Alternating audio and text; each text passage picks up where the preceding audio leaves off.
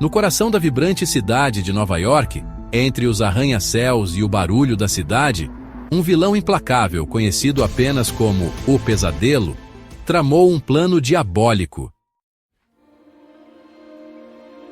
O Pesadelo, um brilhante cientista com um intelecto perverso, dedicou anos de pesquisa ao sistema imunológico humano, decifrando seus segredos e vulnerabilidades.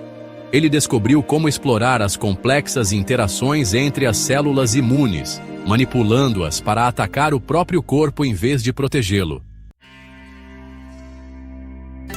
Sua arma era um vírus especialmente projetado, uma criatura microscópica que ele apelidou de Imuno 1.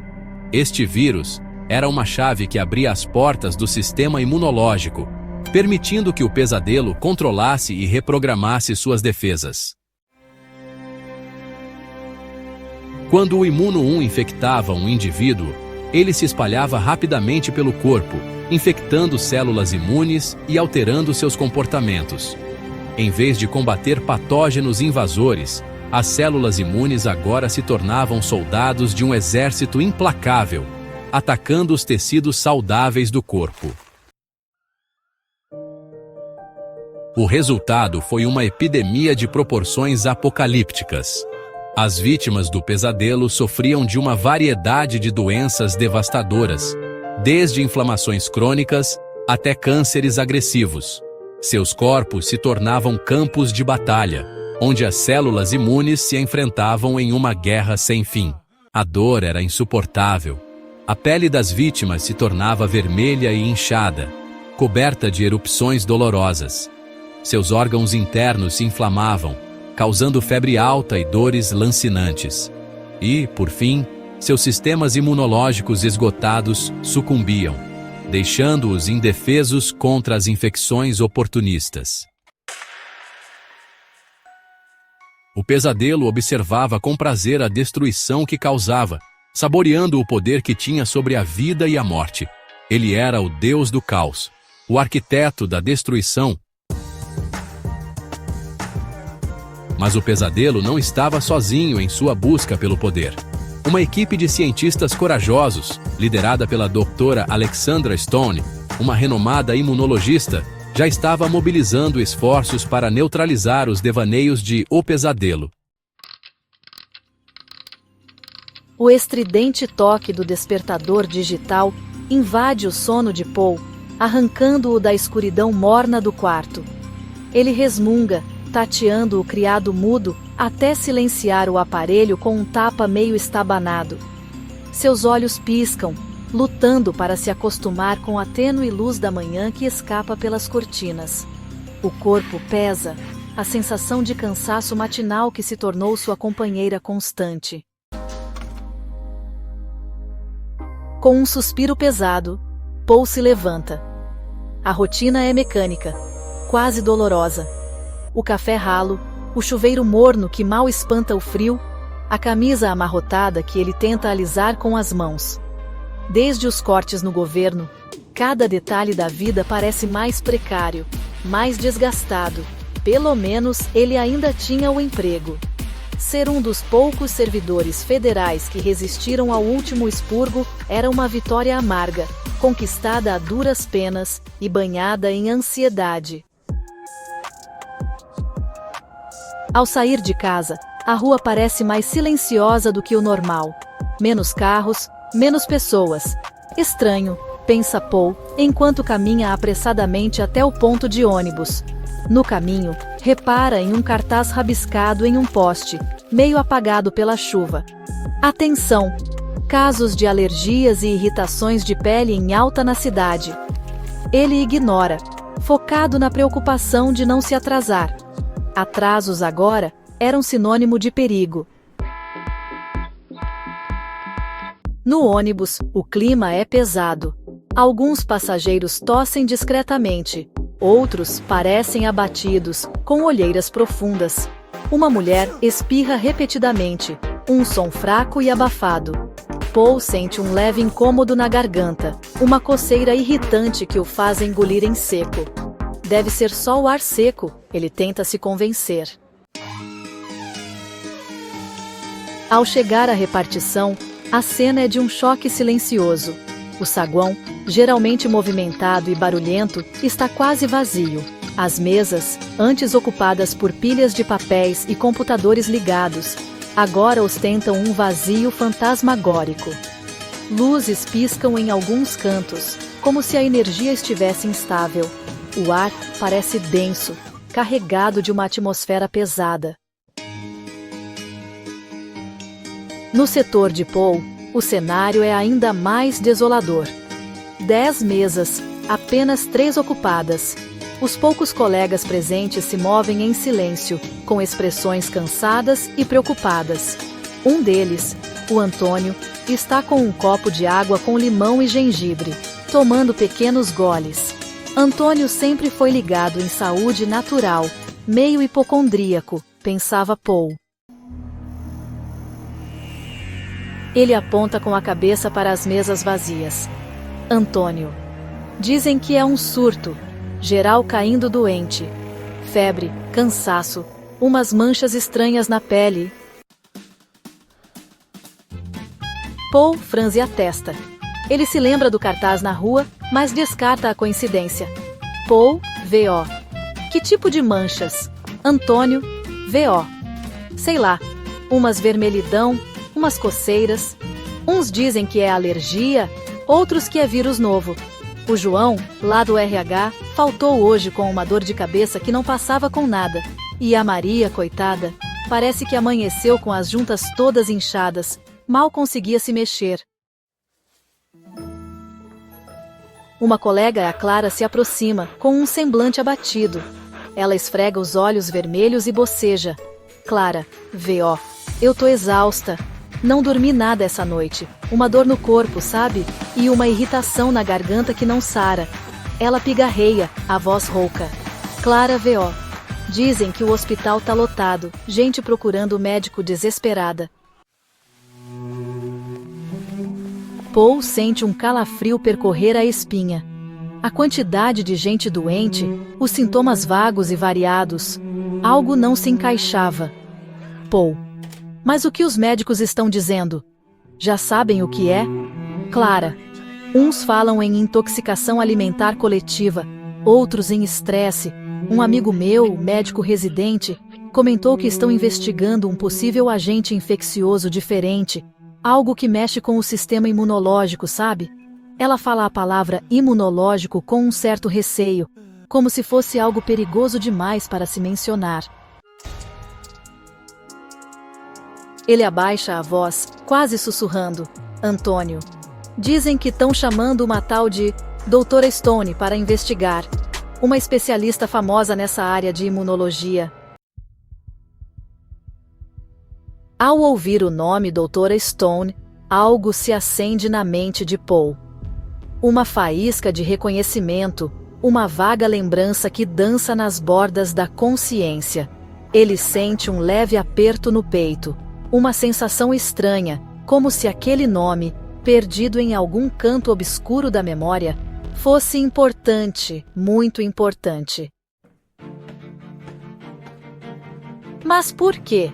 E o que isso tinha a ver com o caos que se instalava na cidade e em seu próprio local de trabalho?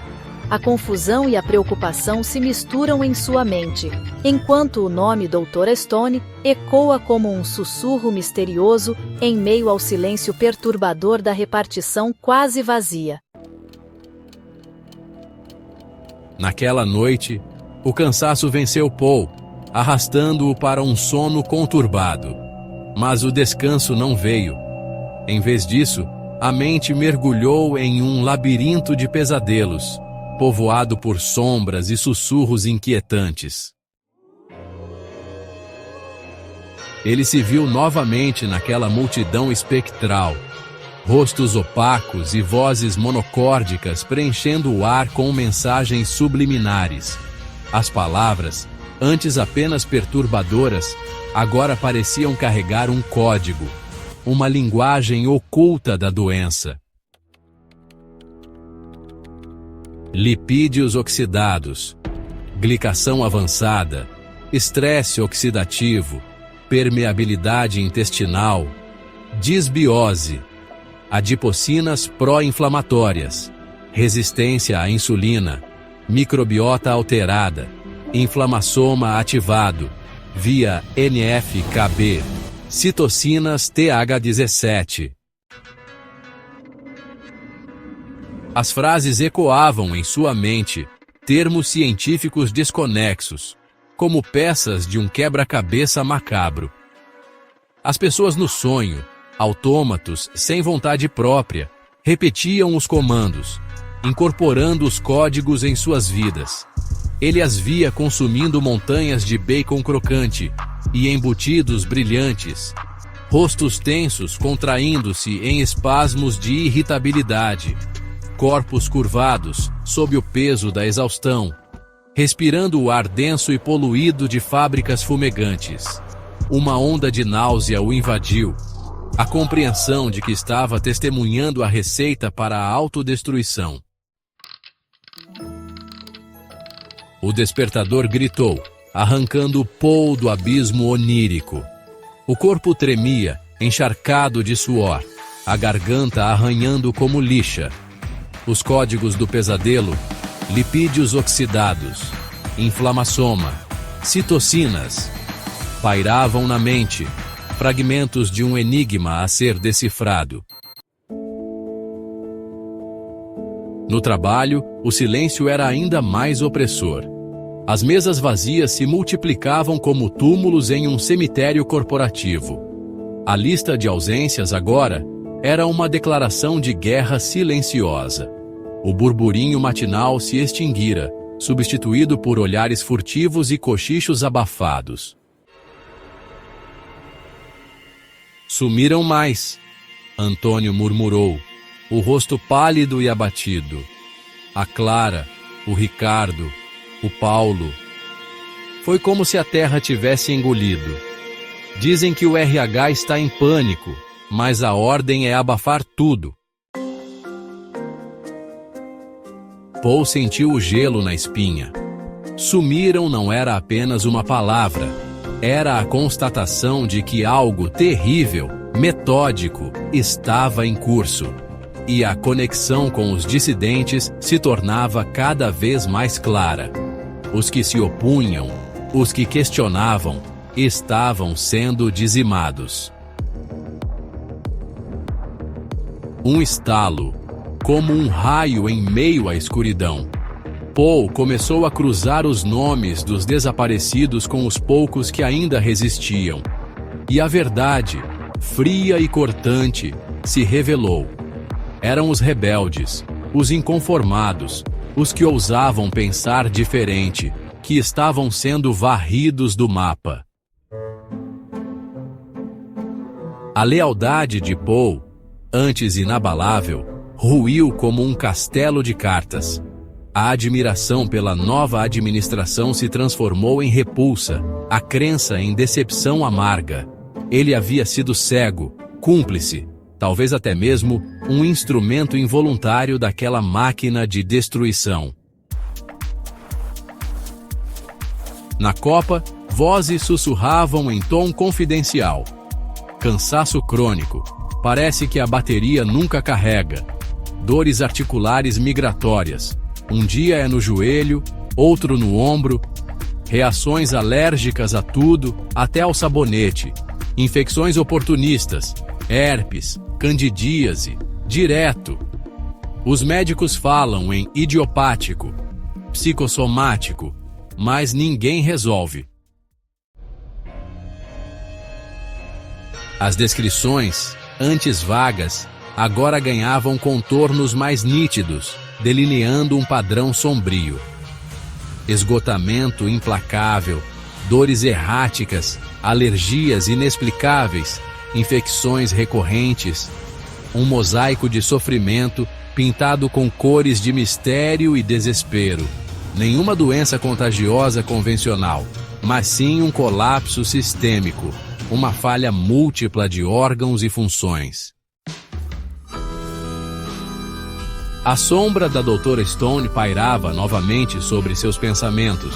A imunologista chamada para investigar o surto. Surto? Ou algo muito mais orquestrado, direcionado, cruel? E se os códigos dos pesadelos, lipídios oxidados, inflamassoma, citocinas, fossem as chaves para desvendar o enigma? A urgência o consumia. Poe precisava entender, decifrar os códigos, expor a verdade, não apenas por seus colegas, mas por si mesmo. A coceira na garganta, o cansaço implacável, os pesadelos, eram sintomas, alertas, ou o início de sua própria sentença? Na solidão do apartamento, Poe mergulhou na investigação. Os relatórios médicos vazados, antes incompreensíveis, agora se tornavam textos cifrados, repletos de pistas. Ele buscava os códigos dos pesadelos, lipídios oxidados, glicação avançada, estresse oxidativo, nas entrelinhas dos exames, nas descrições dos sintomas, tentando traduzir a linguagem da doença. E então, o ponto escuro no pulso. O chip. A confirmação sinistra de que não estava paranoico, de que a conspiração era real, palpável, tecnológica. Os sonhos manipulados, os códigos subliminares, o chip implantado, o ataque ao sistema imunológico dos opositores, a engrenagem da destruição estava em movimento, e ele, Poe, estava no centro dela. Desesperado, mas agora com um propósito claro, Poe se voltou para os estudantes. Eles, com seu conhecimento fresco, suas mentes abertas, sua paixão pela descoberta, poderiam ser a chave para decifrar os códigos, para entender a linguagem da inflamação silenciosa que consumia a cidade. Com a voz embargada, Poe digitou sua mensagem, um grito de socorro lançado ao ciberespaço. Estudantes, ele implorou, decifrem os códigos, lipídios oxidados, glicação avançada, estresse oxidativo, permeabilidade intestinal, disbiose, adipocinas pró-inflamatórias, resistência à insulina, microbiota alterada, inflamassoma ativado, via NF-κB, citocinas TH17. Descubram o que esses termos, perdidos em meio à confusão, realmente significam. Desvendem o mistério da irritação sistêmica que está nos consumindo. Escrevam a história completa. Viralizem a verdade. O futuro da humanidade pode depender disso.